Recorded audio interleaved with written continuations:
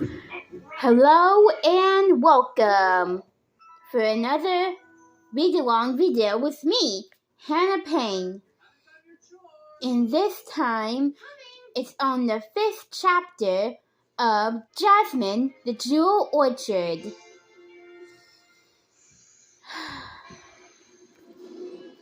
So prepare for the 5th chapter, everyone. Let's see what happens next in this book. Next. How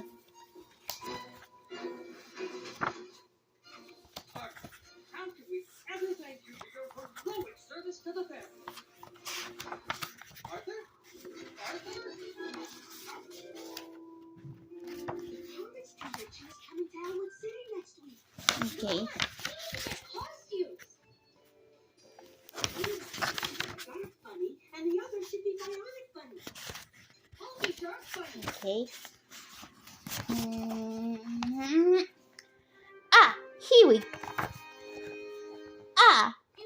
Here we go.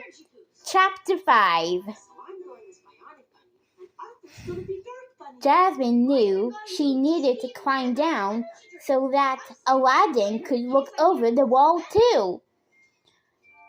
But she could hardly tear her eyes away from the amazing sight in the orchard.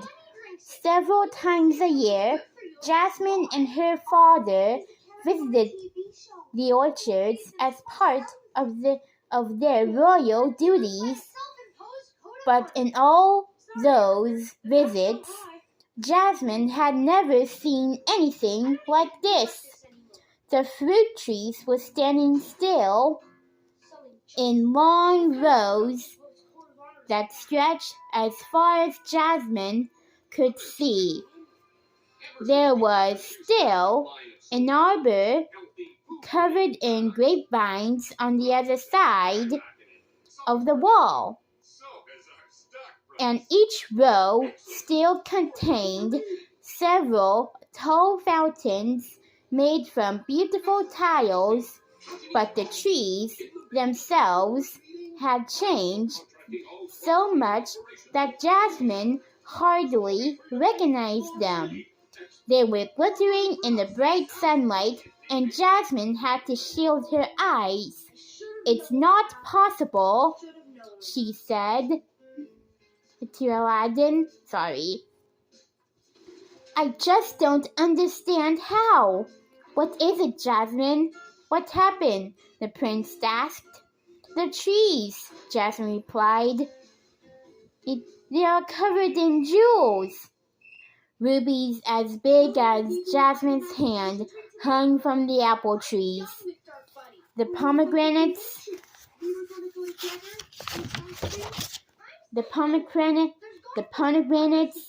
looked like glittering garnets.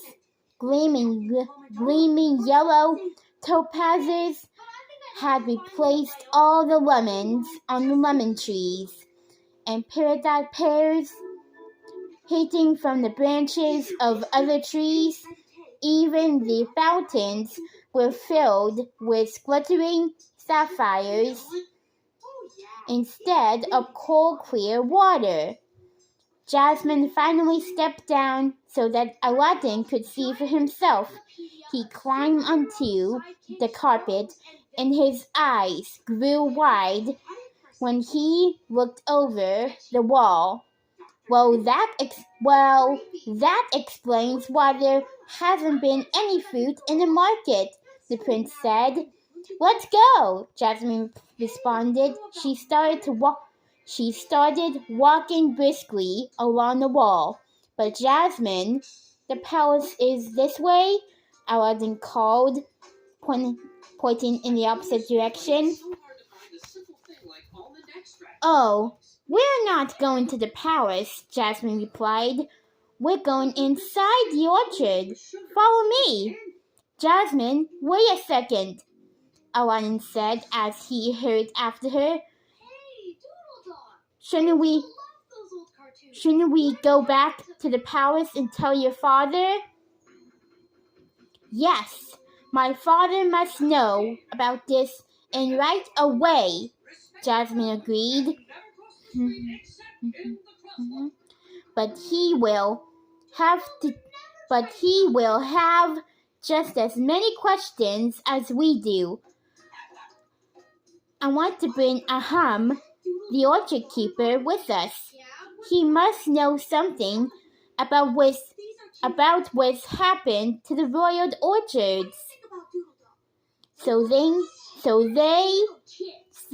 they came to a thick wooden door in the wall. When they stepped through the door into the orchards, Jasmine was once again dazzled by the glittering fruit trees around her. Abu started chattering excitedly. Sorry. Oh dear. Sorry. As he pointed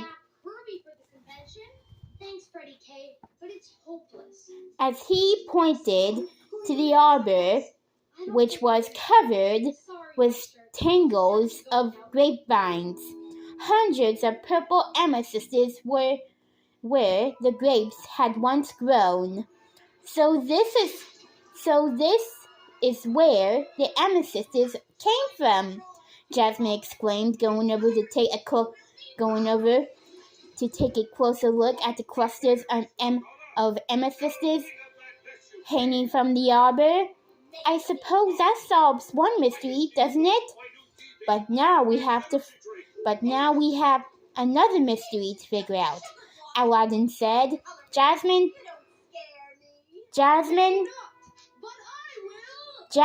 turned around to see him standing in the doorway of the orchard keeper's hut. Where is Aham? Where is Ahmed? Where is Ahem? Where is Amen? Aladdin continued. Maybe he's inspecting the trees, Jasmine suggested. She and Aladdin wondered. Sorry.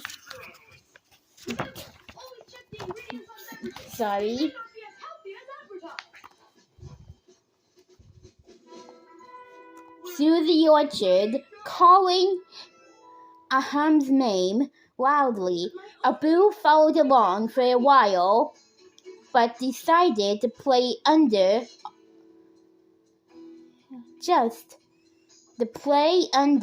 the arbor when he